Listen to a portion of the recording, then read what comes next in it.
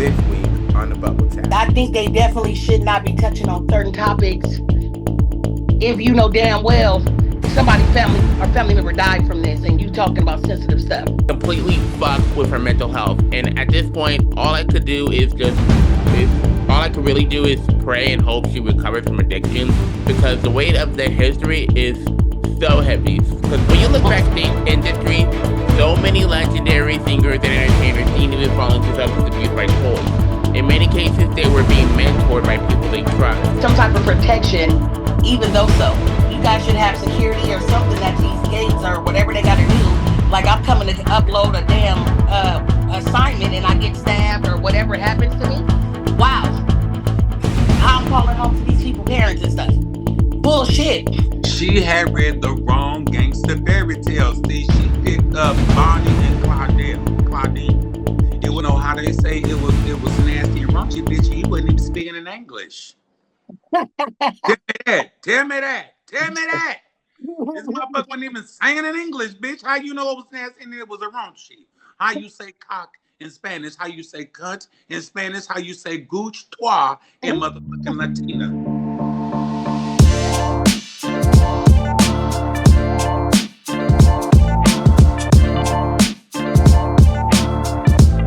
Hey, welcome back to another installment of the show where the conversation never stay on the surface. It's great to have you tune in as we dive back into our ever evolving world of digital culture and entertainment. Therefore, there has been so much shifting in the landscape lately. And today's episode is dedicated to breaking down the least headlines to everyone that's talking about it. The energy for this new season is at an all-time high, and the goal remains the same: to provide a fresh perspective on the stories that shape our screens, whether you're listening during your daily commute or catching up while getting settled at home. The aim is to keep things engaging, insightful, and straight to the point. There is a lot of ground to cover today, so let's get right into the heart of the matter.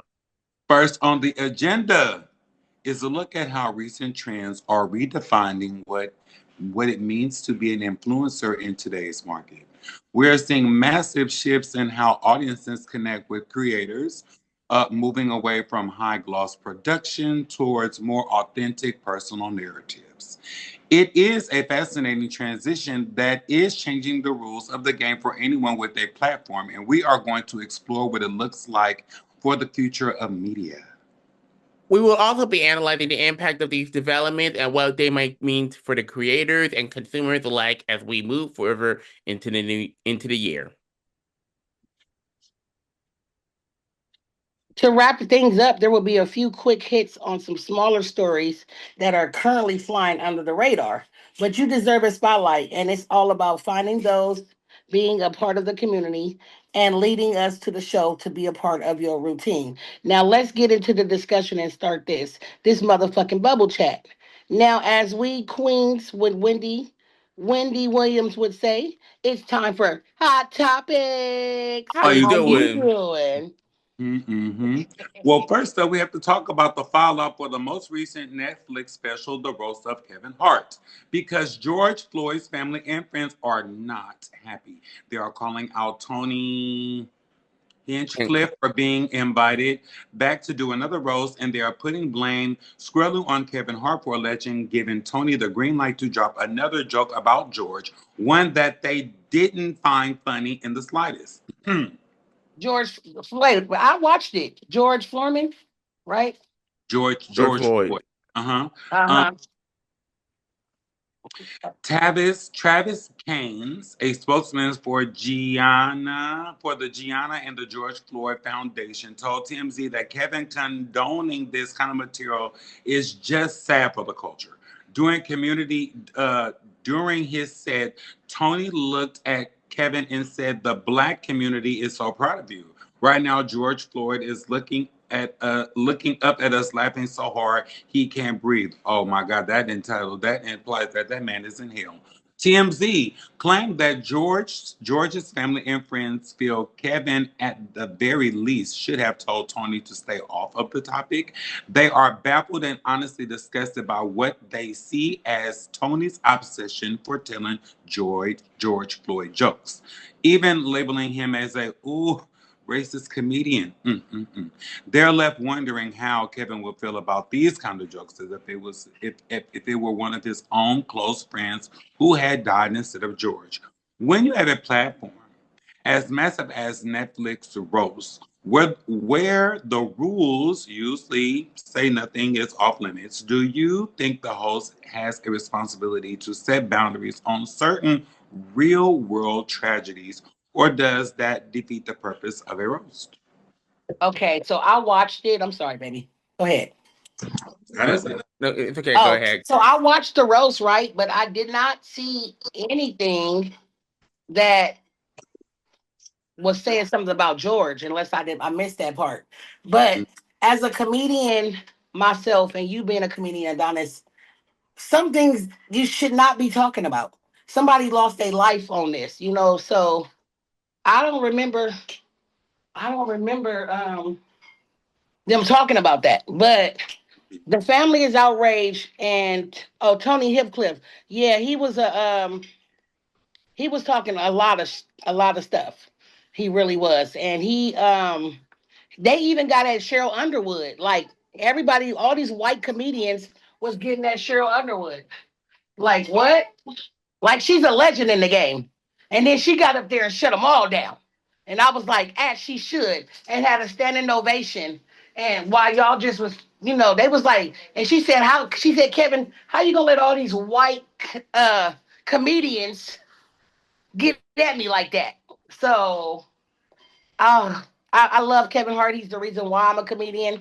But I think they definitely should not be touching on certain topics if you know damn well somebody family or family member died from this and you talking about sensitive stuff. Hell Mm-hmm. no, that's not okay. I'm actually disgusted. Because not only was this disgusting, it's just ridiculous to me at this point.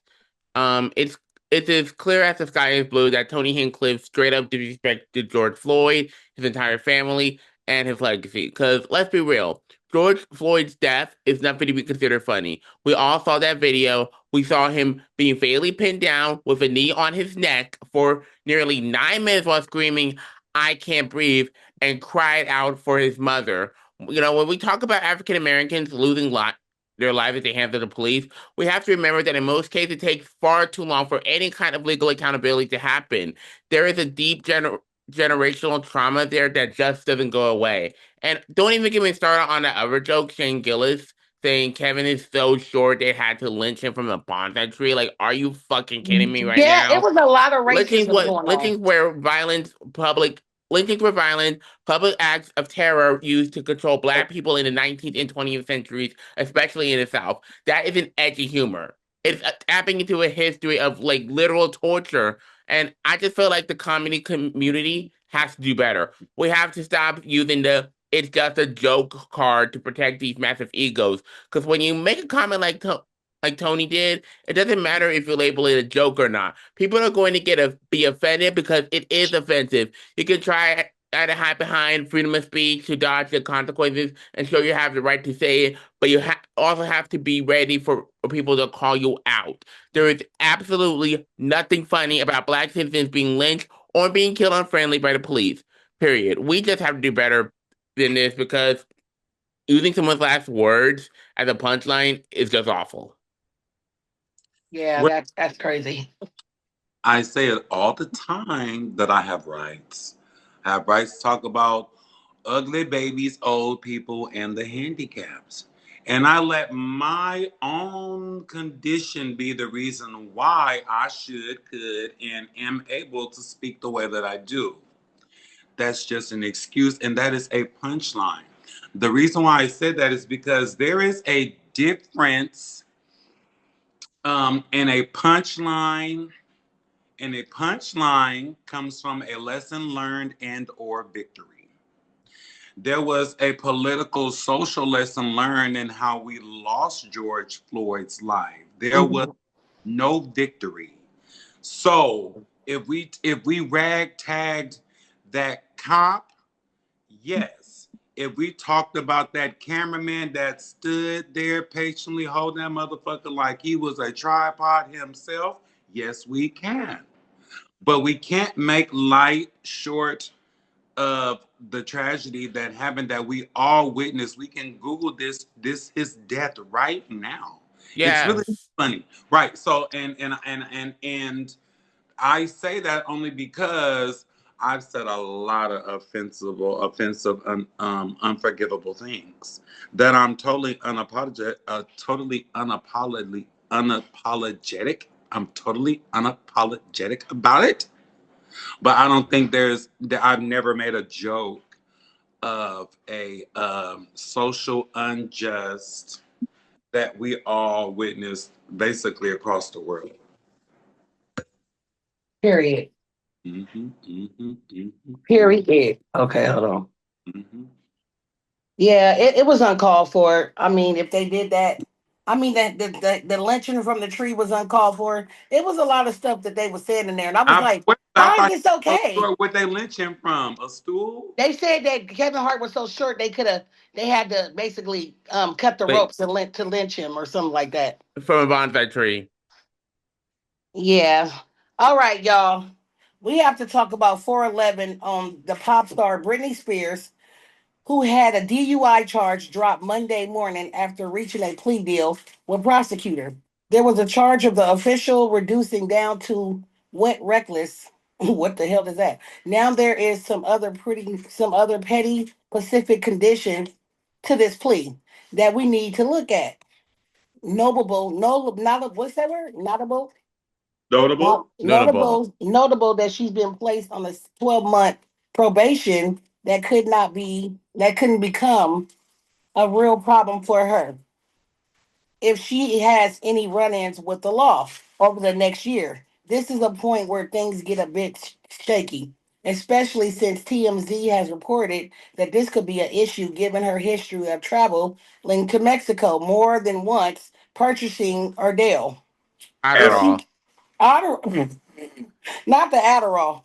If she gets caught with anything she doesn't have a legal script for, she's in hot water. On the topic of drug restrictions, she has been ordered to stay and consistently with her mental health substance abuse treatment. That means she has to meet all with a Psychologist. psychiatrist once a week and a physical therapist twice a month. How now courts Like isn't fucking around with it here because Brittany's violations, any of these conditions are at stake incredible high for her right now. Given strict conditions and due to her past struggles, do you think the court order structure is exactly what she needs to stay on track, or is 12 months probation just setting her up for potential stumble? I truly it's both believe ways. that we're seeing with Britney and her struggles with substance abuse is the result of things getting extreme because of the sheer trauma she returned.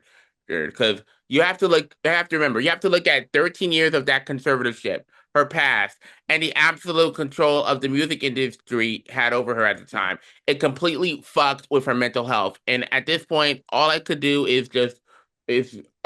do is pray and hope she recovers from addiction because the weight of the history is so heavy. Because when you look back at the industry, so many legendary singers and entertainers didn't even fall into substance abuse by choice. In many cases, they were being mentored by people they trust. These mentors would hand them something and claim it wasn't a drug. They'd frame it as a way to help them grow, prosper, and handle that fatigue.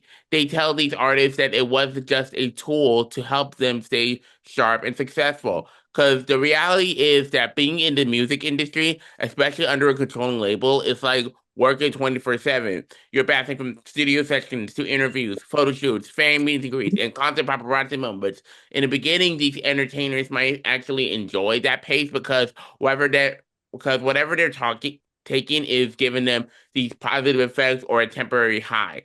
But once these things become traumatizing, they find themselves getting more and more addicted, spiraling, depending on how dark the situation gets.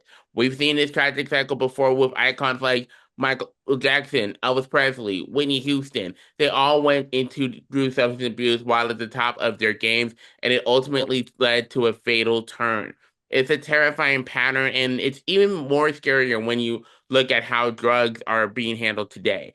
I recently came, across a video by attorney Adam Ashby, where he talks about how certain drugs are being made to look like candy, like Skittles or Sweet Tarts, to make them look interesting. He pointed out the terrifying reality that it only takes 2 milligrams of fentanyl to end a life. So when you That's right. combine that kind of show of danger with the mental of the toll of the industry, it's a miracle anyone makes it out, and it's why we have to keep rooting for Britney. My Well, thing about go ahead. so Britney is a setup. Britney, eye patch, pussy, Spears, bitch. This is a setup. They're trying to take all the money you got left. Now, everything I concur with everything nephew just said about um everything that she's gone through, the predicament that she's in. It fucks with her mental state, right? You know, they say money can't buy you love. Money is the root of all evil. You know, money is not happiness. Money can't buy happiness, Yes, and Brittany got not everything's all the great. money in the world, but I just want to know, bitch, how much does a friend cost? Britney Spears got all the money, all the resources in the world. For her to have to drive across the motherfucking border, bitch, for Adderall, you ain't got a partner nor a homie. Like, I really want you to think about her type of celebrity, right? Britney was Beyonce before Beyonce was Beyonce. And she was She a Disney kid. is a All the Disney kids are yes, she fucked. is a top prototype, right? She has everything at her dispense. She's not dyslexic or can't read or illiterate like R. Kelly. She does. You see what I'm saying? Like, you know what I mean? Like, she's not demanding or diva as what They Mariah burn Carey if you put is, them in there. right? You know what I'm saying? Super entitled. All these things. It is so disappointing in how we see people have these triumphant careers, and then you just look like a whistling tea kettle on the stove at the end of the day. Like, it's just too much motherfucking pressure. I pray for Britney Spears and them cheering. Cause bitch, you got too much motherfucking my bitch. How much does a friend cost, bitch? You could buy me. I'm Okay, a good friend. let me tell you something about this Britney Spears stuff. I Okay, bet. Britney been doing drugs for years. Okay, and we Like, gonna stop giving Britney a pass. Talk about all this goddamn sponsorship and all of this. A drug. Okay, only thing I can speak about with the drugs because I used to do them. A drug is a choice. You feel me? A motherfucker might want to get off, but they not ready to get off. You get what I'm saying? Sometimes you do got to get on a little bit of probation and go take a little P test. Yeah, I used to do the drugs. Don't judge. You feel me? But now I don't. So, and I can tell y'all what I used to do. That's why I can speak on this Britney Adderall situation. Now, a motherfucker cut her hair off, Disney cap, all the Disney deny the kids. drug test. Uh-huh. Yeah, all the kids from Uh-huh. Disney are fucked. I think Raven is a little fucked too, but she the only one that kind of made it out of all of this shit. Okay, so after you did all of that legal shit and you went through all the shit that you went through with your parents and all of that, bop bop bop bop bop. Now you crossing the border on your own because you ain't going through none of that no more. So By you, yourself. yeah, I know them kids might have stressed you out. What the fuck ever. Like you said, there should be somebody in the U.S. that got some goddamn Adderall. I just had some. She should have called me. However, what I'm saying is, it's bullshit. And we ain't finna just keep on letting Britney get the goddamn, oh, I'm still shaving my head. I'm still in this partnership. None of those things are going on now. So what's the problem now? It's She a choice to do drugs. It's a She choice. is damaged. Okay, we're praying for the damage. I understand the damage. We're gonna pray for it. But we also gonna pray that you stay off these drugs and do what these people tell you to do. Hello. I don't think that's an option.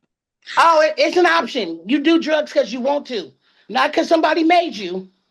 So I can't keep giving. I was on drugs for a long time, and then I got off. But people better be on drugs, be For like, me, oh my God, I can't get off drugs. That's bullshit. You can get off if you want to. You can stop if you want to. It's just automatically stopping and doing what the fuck you say you're gonna do and standing on business. Because if you want, just like you got that career, you can stop doing drugs. Hello. You was consistent when you got that goddamn career and you shaved your head and we loved you on Disney. You was consistent then. So you can't get consistent off of Adderall. You got 12 months to show the people that you can stay away from a little Adderall. Get some goddamn gabapentin. They put you to sleep and it's legal. However, I don't know. I'm reading Britney. I love Britney though. Don't get me wrong. But come on now, I'm tired of Britney. And every other couple months, you're cutting your hair, you're having problems, and then you're just breaking down, and you're not even Britney Spears no more. You're just Britney. Spears is gone a long time ago. girl, that is eye patch pussy Britney. That is Britney eye patch pussy Spears. Man. And we just want to keep giving her passes. Well, we're praying for you, Her whole Brittany. her Praying you whole don't get no more life, Adderall. I'm her praying. whole life is the title of her follow up motherfucking single, bitch. I, I I think Brittany be coming did it. back. I think she do some weird shit every couple years to get back in the spotlight But because she she's washed rich, up. girl. You So could that's buy what I think it is. and I'm an even better friend on payroll, bitch. Let me say it again. I'm a good friend. I am an even better friend on payroll. Period. And you can find Oh, somebody in the U.S. for the oh, goddamn cocaine and everything else you probably putting up your goddamn nose. oh. Okay, All I'm on righty. her head. I'm sure by now everyone has heard about this absolutely terrifying attack on a student education platform, Canvas. Over these Yeah. past few weeks, a massive cyber attack shut down the platform, which is used by universities and K-12 schools all across the U.S. This happened right on that Thursday, depriving students and teachers of essential classroom materials at the worst possible time, right when many are taking or preparing for final exams. According to CNN, a University of Washington student who tried to log into Canvas around noon that Thursday was greeted by a message from the hacking group Shiny Hunters, which claimed to have breached the platform's parent company. The hack occurred after the group warned Instructure, the parent company of Canvas, in a note to pay or leak, claiming that they had access data from millions of users, including students, teachers, and staff. On May 1st, Instructure confirmed it experienced a cybersecurity incident perpetrated by a criminal threat actor. While they said that breach was contained the next day, usernames, email addresses, student IDs, and communication from several institutions were exposed. Shiny Hunters claimed in a ransom note on May 3rd that they had breached the data of 275 million individuals and have access to several billions of private messages. They initially gave a May 6th deadline, but in a new note this past Thursday, they gave impacted schools until May 12th to negotiate a settlement. As of right now, Canvas is fully back online, but it doesn't change the fact that this was unimaginably scary and shocking. With so much of our personal data and private messages tied to these education and platforms, does this breach make you rethink how much we rely on a single system for the entire country schooling? What are your guys' thoughts on this overall? I didn't even know nobody got hurt on campus. Like that's the one place that you send your kids to when they leave your house and stuff, and you will pray that that would be a safe place for your kids to be. And for somebody Mm. to get hurt on campus, you know what I mean? It's already terrifying letting our kids go out into the world when they get grown to have to go to college. But now it's even more threatening if they're coming onto their campus hurting a fucking student. Like that's mind blowing. They need to up security. They need to have people. I feel like the schools should have been had some type of protection going on anyway. Like, period. Ain't no way in hell my kid is at this school and something going on. Like there's nobody to watch over the campus. There's nobody that's watching these damn is this a college, right? I mean, Um, whatever it is. yeah, Canvas. It's basically Canvas. Canvas is a school platform, student education platform where students basically upload assignments, take exams, and all that. So, Well, but so yeah, but still yeah. it needs to be some type of protection even though so. You guys should have security or something at these gates or whatever they got to do. Like I'm coming to upload a damn assignment and I get stabbed or whatever happens to me. Wow, how I'm calling home to these people, parents and stuff. Bullshit. They need to do something about that. You know, while I was in college, I didn't face a full blown campus shutdown like this, thankfully. But I vividly remember getting these phishing emails. One in particular really stood out. I received an email from what looked like another student's account saying my Microsoft student account was on the verge of being disabled. It told me to click on the link to prevent it, and when I did, it took me to a form asking of everything: my student ID, email, portal password, my full name, you name it. Thank God I didn't fill all that out because when I went to the IT services department, the employee confirmed my suspicion that student's account had been hacked and the whole thing was a total scam. Because it's a similar vibe to a phone call once I got from my bank claiming that there was suspicious activity.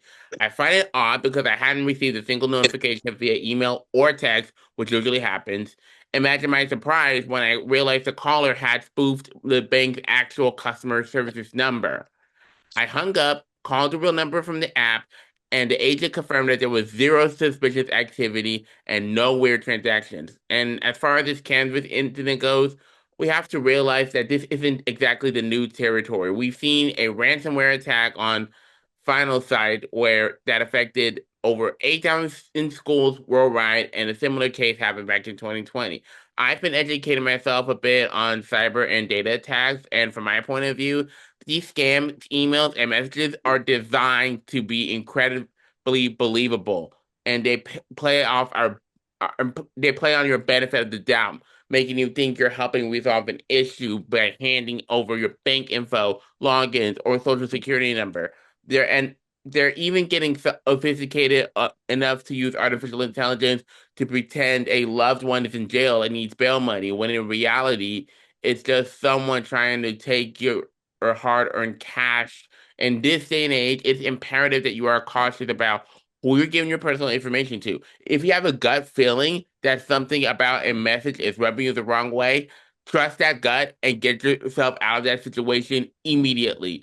If you get an email from your school that feels off, don't click anything. Call the office directly or walk into the department in person to verify it. If your bank calls you, hang up and call the company's official customer service line yourself. And if you receive a frantic message from a loved one asking for money because they're supposedly in jail, stop and call that loved one physically to hear their voice. Verification is your best defense. And hopefully, the students and staff using Canvas didn't give into those messages while the system was compromised, because once that info is out there, it's hard to get it back. It really is.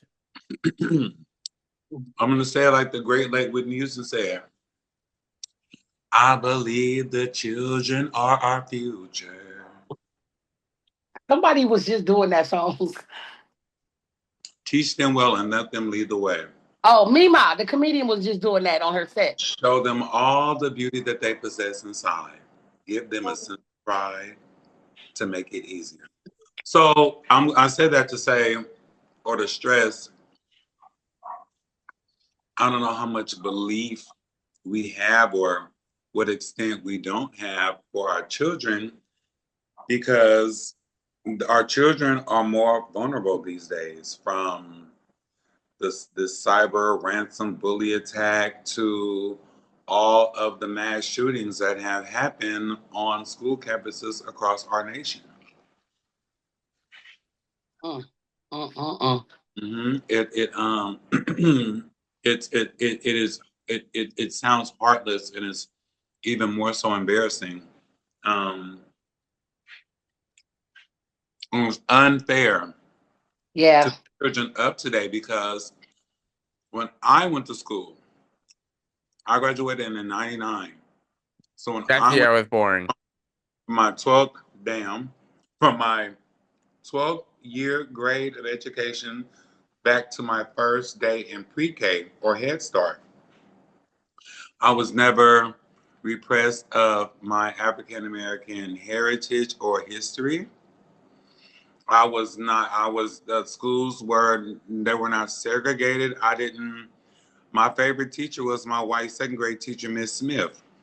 It's just so many things that I did not experience post education and pre. I had a wonderful educational career, and I'm so offended that these kids today can be scholars and be bilingual and can adapt and come from another country and get their citizenship and all these things.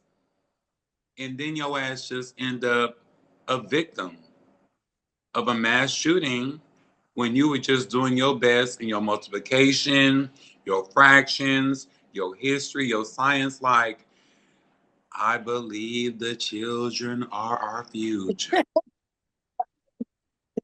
You gonna sing it again. You is a fucking bitch. That's it. That's it. That's it. That's it. That's it. About to make me cry. No, I ain't gonna do it. I ain't gonna do it.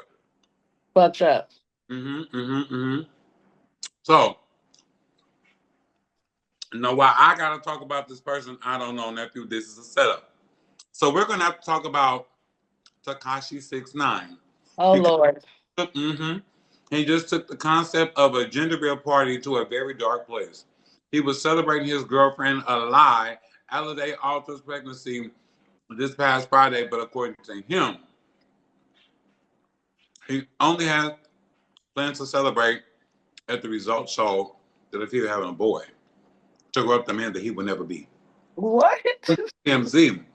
Tekashi 6ix9ine was telling his group of streamer pals, including Aiden Ross and Neon, I don't think they meant Neo, that he just wanted a son. And if the gender results showed that it was a baby girl, they was heading to the abortion clinic. Nigga, that sound like murder. The streamers around him were noticeably shocked and tried to play it off as a joke to cut the tension, but he doubled down and on a statement with Alade standing right next to him with the baby inside of her. He even went as far as to say she was in total agreement to the motherfucking plan. Murder! As the live stream went on, he eventually revealed. Going back to jail.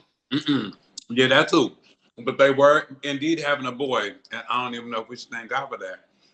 And so, as the reports are saying, crisis averted, Lord. While it's still unclear exactly how far along Alade is in her pregnancy, she did announce she was expecting late last month. Bebblers, when you hear a public figure make comments like that during what is supposed to be a celebration of life, do you think it's just a case of someone doing anything for clout and shock value, or does it cross the line into being genuinely disturbing? First of all, Go you ahead. having a baby with 6ix9ine Tekashi, the nigga that put the rainbow in his hair and told on everybody and put his family in danger to get shot the fuck up. Let's talk about that. Why would you have a baby with a known snitch who told on everybody? And then he said that he gonna have an abortion if it's a girl, and the baby is damn near due. Murder. Then he gonna snitch on the girl and say it was her idea. Murder. Everybody going to jail. And Takashi gonna be the only one out telling on somebody else. So who the fuck having a baby with him anyway? I'm beating her ass. First of all, he got more weave and rainbow than all the rainbow, and we hella gay. I don't understand it.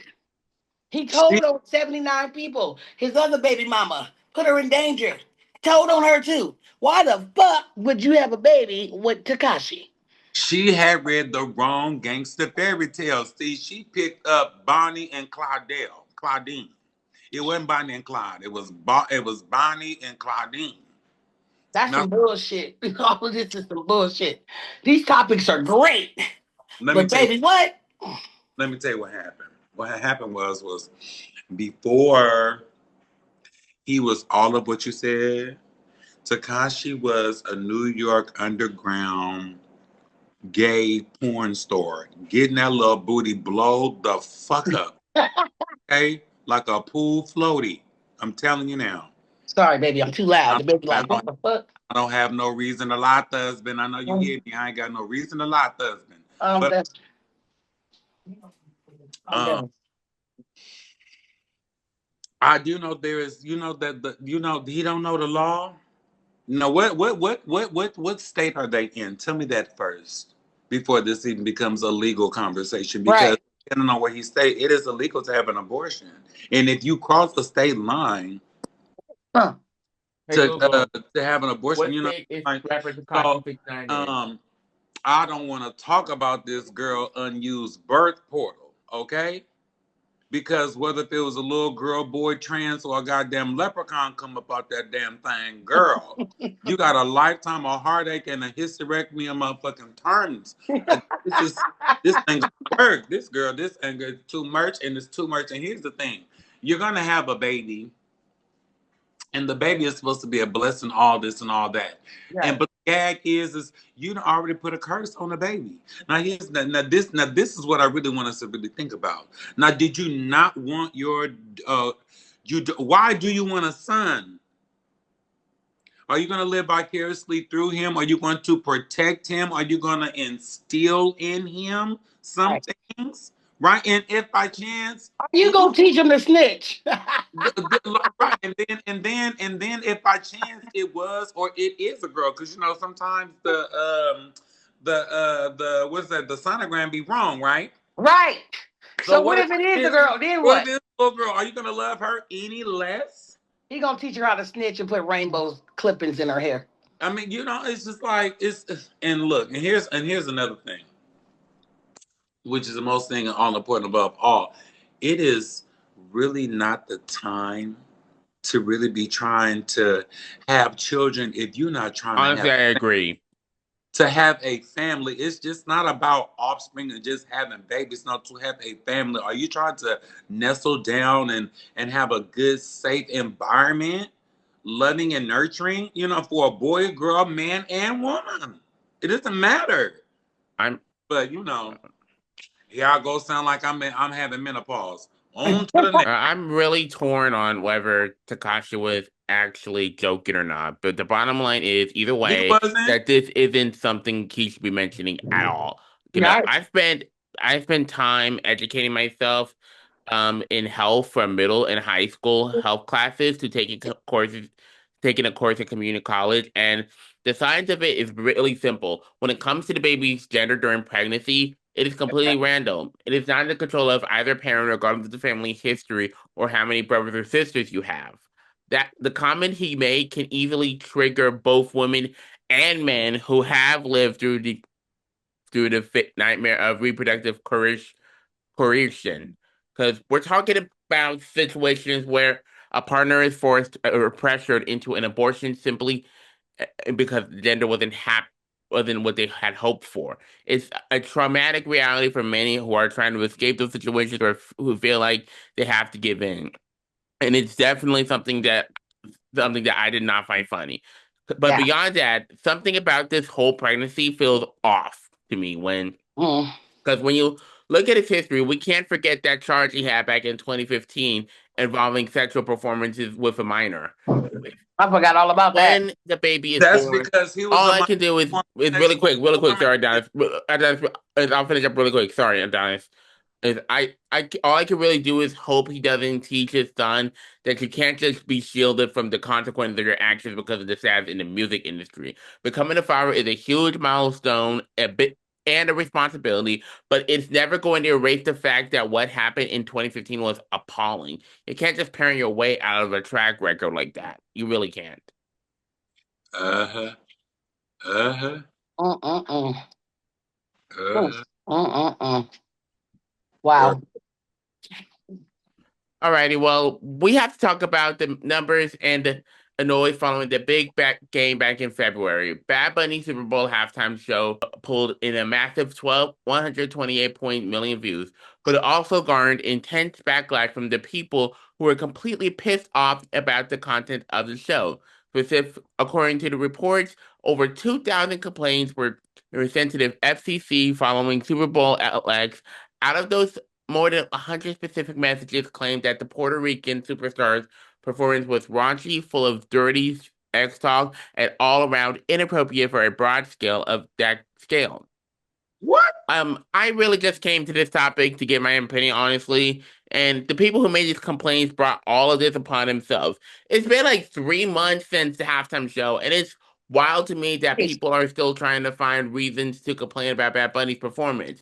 I've watched that a few times now, and it proved absolutely nothing that these critics are claiming. They're labeling the performance raunchy, full of dirty sex talk, and all around inappropriate. But let me remind you, in some of these official complaints, people couldn't even be bothered to spell the words correctly. You didn't have to look like you don't have to like the art, but at a certain point, the concept is none of your fucking business. Because I thought the halftime show was amazing to this day because of the message it sent and the culture it represented. It's interesting to me that these same critics didn't seem to use that same energy for the all American halftime show centered around Kid Rock. We all know he has lyrics in his catalog that are actually problematic regarding underage girls, yet that gets a pass. It's a total double standard. What people need to realize is that what we saw on the stage was a professional choreographed expression of Barrero and Sandungueo. I do hope I'm saying both of those right. This style of dance was born in Puerto Rico in the late 1980s along reggaeton. It's like a definite dance from an powerful expression of Puerto Rican cultural identity, mirroring influences from the Dominican Republic and traditional Caribbean sounds. So, was there grinding moves? Yes. Was there a little bit of twerking? Yes. But people are out here complaining as if those dancers were doing pornography stunts on camera, which we did not see. All we saw was backup dancers who were fully clothed, executing high energy moves. In fact, an intimacy choreographer on set specifically was made to ensure every performer felt safe and comfortable with these specific moments. Because when you understand the history of Pedero, you see it is about the vibrant energy and the cultural pride, not intimacy. So to see that on the world's biggest stage was a major moment for representation. If people are still complaining in May that it wasn't for kids, I mean, Right. grow the fuck up. Grow the fuck up. We should be celebrating the fact that a Puerto Rican superstar got to share his roots with 128 million people. Period. Right. Why the fuck are we talking about something that happened in February? Like, go to bed. I just want to know how they say it was nasty and raunchy, bitch. He wasn't even speaking in English. Tell me that. Tell me that. Tell me that. This motherfucker wasn't even saying in English, bitch. How you know it was nasty and it was a raunchy? How you say cock in Spanish? How you say cunt in Spanish? How you say gooch toi in motherfucking Latina? Tell me right now. I just want to know. Just tell me that. I just want to know. Tell me that, bitch. I gotta And have wait a minute. And he and Cardi B was a part of the set. Camera Grace right across her, and she had her own in front. She was sitting down and had on all her clothes. I don't understand how they said any of those things. And I'm just I'm just go back to square one. How they say he was talking nasty and raunchy, motherfucker wasn't even speaking in English. They just dragging at this point. That's all. I'm gonna just leave it there. It starts and begins right there. The motherfucker wasn't even speaking in English. He wasn't even speaking in broken English. Tell me. uh, as we continue to celebrate the APPI Heritage Month, we have to turn our spotlight towards the men who literally changed the way an entire city eats. If you ever stood in a long line for a food truck or enjoyed a fusion dish that felt like a perfect map of a devised is that word? First, Diverse, Diverse. diverse Diverse. neighborhood, you would, oh my God, my eye. You will have him to thank. He is widely recognized as one of the Architects. architects of the modern food truck movement, and his impact on the Culinary culture. culinary culture is hard to overstate. I talked about the legend Rob Cho. Born in South Korea and raised right here in California, Roy Choi is the mastermind behind Kogi Barbecue. Back in 2008, he had the brilliant and at the time radical idea to combine Korean flavors with Mexican street food. By putting Korean short rib into a taco and selling it from a roving truck, he didn't just create a viral meal, he created a bridge between communities. He used the early days of social media to tell people where the truck would be, turning a simple lunch into a city-wide scavenger hunt that brought people from all walks of life together. Roy Choi has always been an advocate for food justice and social equality. He's used his platform to speak out about food deserts and the importance of making fresh, delicious meals accessible for underserved neighborhoods.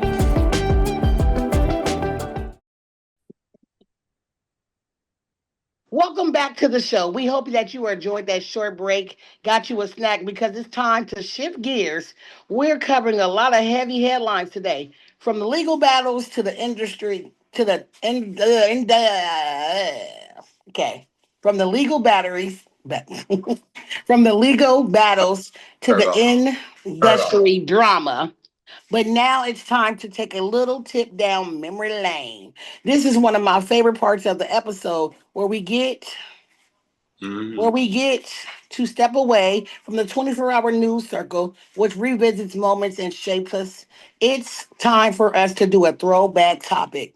There is something so non-gistic about looking back at the news and general trends, the music and the pop culture milestones that define the previous year.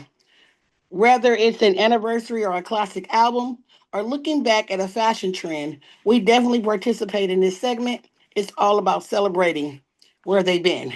It's a chance to reflect on how much things have changed and sometimes how much they stay exactly the same. What you got for us, nephew? Okay, so for today's throwback topic, we are diving into a story I actually meant to discuss last year, but somehow it slipped through the cracks because it's a bit of a departure from our usual vibe, but it's a tribute that is long overdue. We're taking it back to the 90s, specifically to the world of Nickelodeon and a movie that defined a lot of our childhoods, Good Burger. Paul, Um, what year were you born in, nephew? 99. And what was this show? When was it started or created?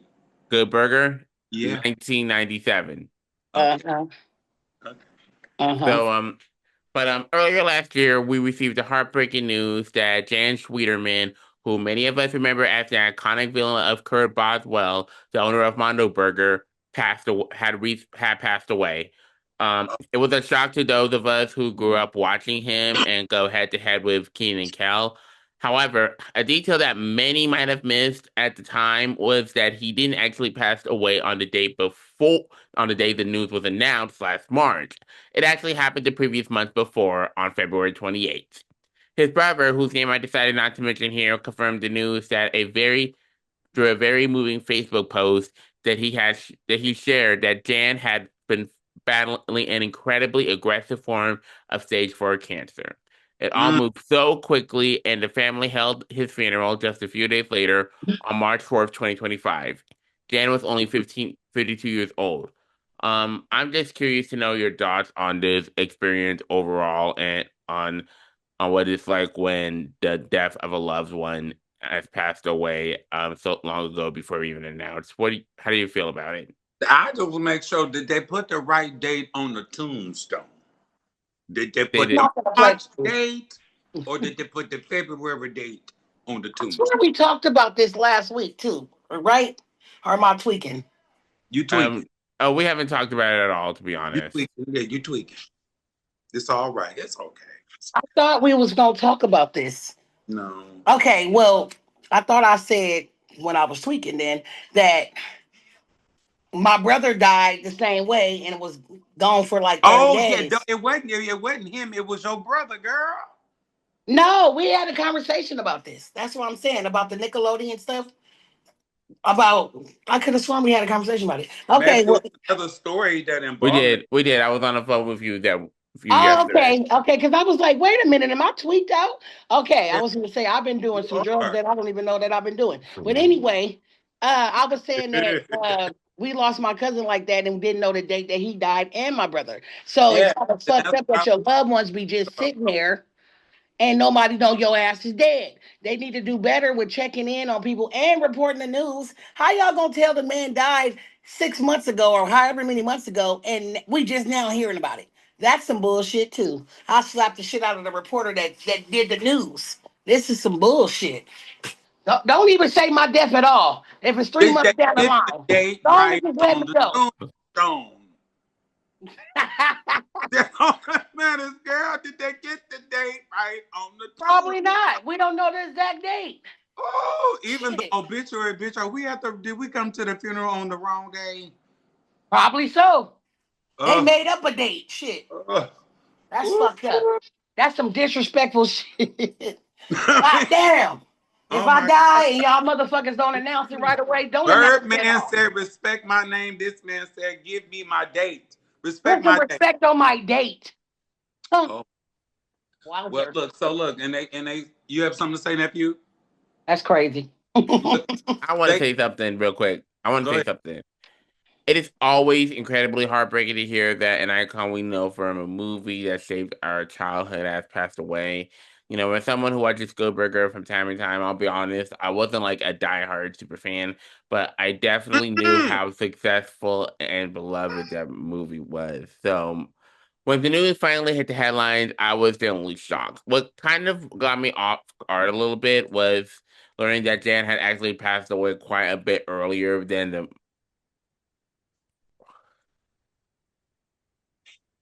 what kind of You caught me all right? off guard a little bit though was learning that Dan had actually passed away quite so long ago. Then the news broke, and we didn't even know about it because the funeral had already taken place.